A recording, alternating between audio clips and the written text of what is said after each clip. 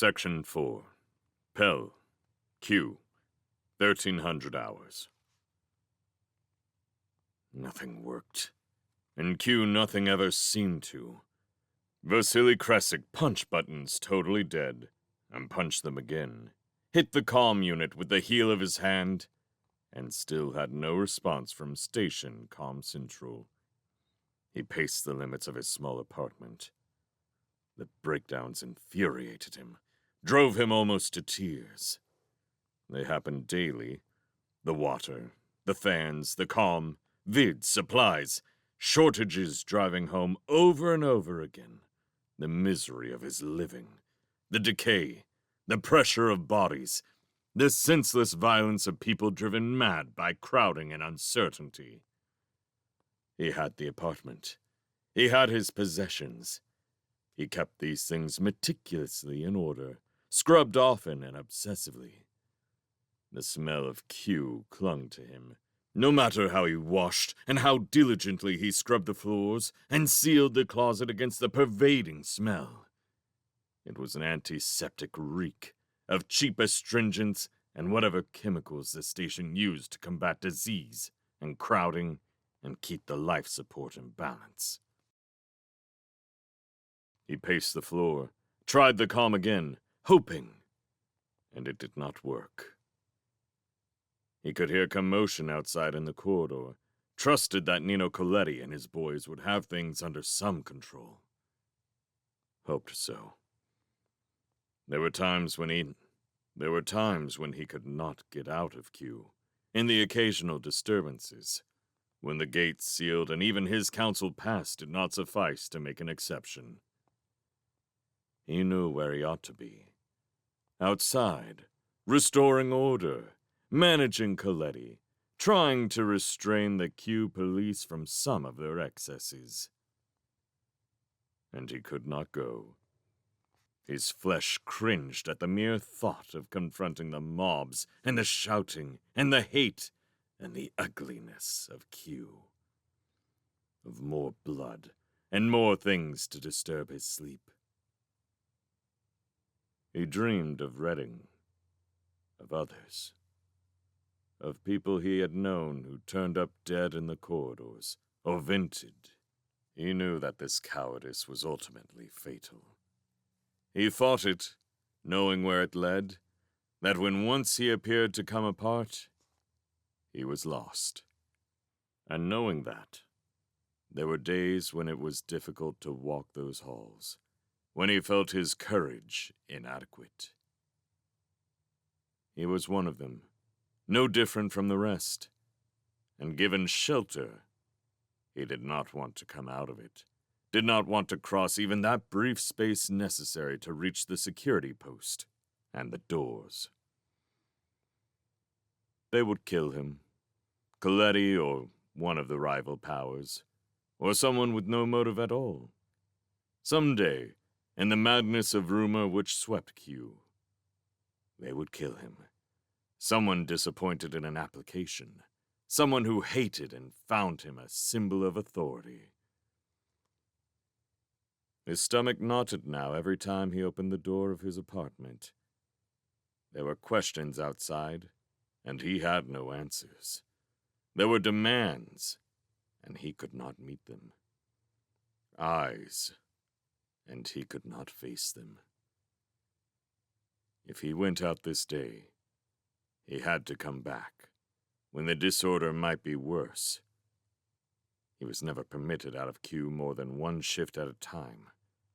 He had tried, tested his credit with them, finally gathered the courage to ask for papers, to ask for release, days after the last disturbance.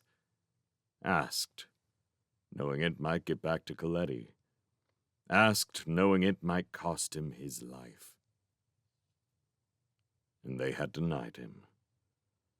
The great, the powerful council of which he was a member would not hear him. He had, Angelo Constantine said, too great a value where he was, privately made a show of pleading with him to stay where he was. He said nothing more of it. fearing it would go more public, and he would not live long after that. He had been a good man, a brave man once. He had reckoned himself so, at least, before the voyage, before the war, while there was gin and Romy. He had twice been mobbed in Q, once beaten senseless. Redding had tried to kill him, and would not be the last. He was tired and sick, and Rejuve was not working for him. He suspected the quality of what he had gotten, suspected the strain was killing him. He had watched his face acquire new lines, a hollowed hopelessness. He no longer recognized the man he had been a year ago.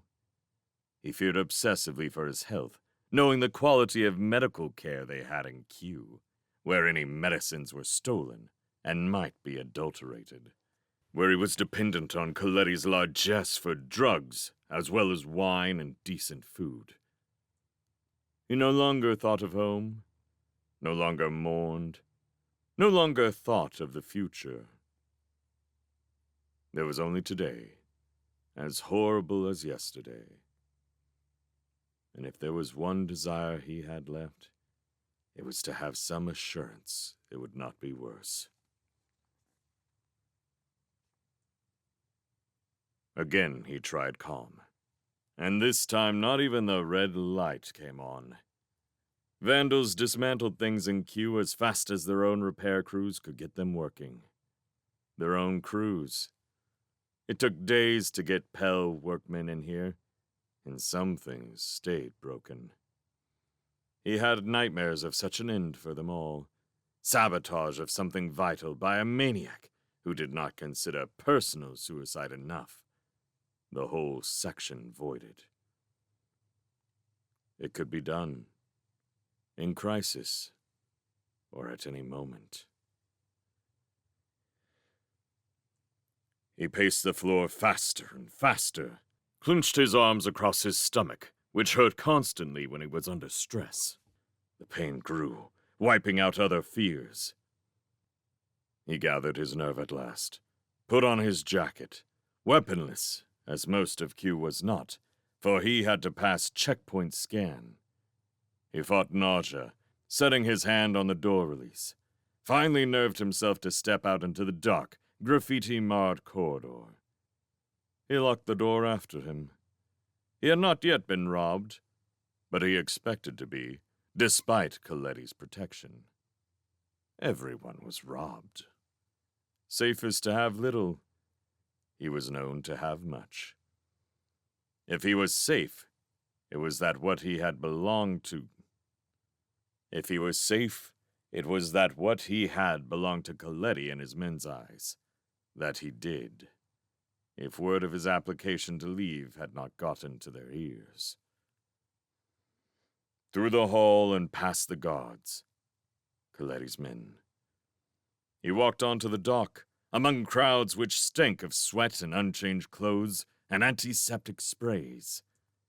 People recognized him and snatched at him with grimy hands, asking news of what was happening over in the main station. I don't know yet. Com's dead in my quarters. I'm on my way to learn. Yes, I'll ask, sir. He repeated it over and over, tearing from one pair of clutching hands to the next, one questioner to the other, some wild-eyed and far gone in the madness of drugs. He did not run.